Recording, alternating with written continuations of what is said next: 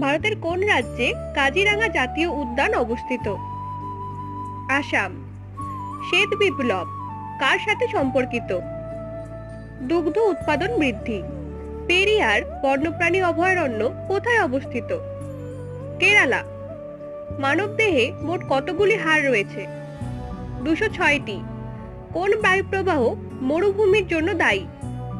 বায়ুপ্রবাহের অভাব। আলেকজান্ডার ভারত আক্রমণ করেন কোন বছরে? 326 খ্রিস্টপূর্ব। সালোক সংশ্লেষণ প্রক্রিয়ায় কোন গ্যাস নিঃসৃত হয়? অক্সিজেন। প্রথম আধুনিক অলিম্পিক গেমস কবে অনুষ্ঠিত হয়েছিল? 1896। পিতৃপক্ষ এর সময়কাল কতদিন হয়? 15 দিন। বিখ্যাত অজন্তা গুহা কোন রাজ্যে অবস্থিত? মহারাষ্ট্র।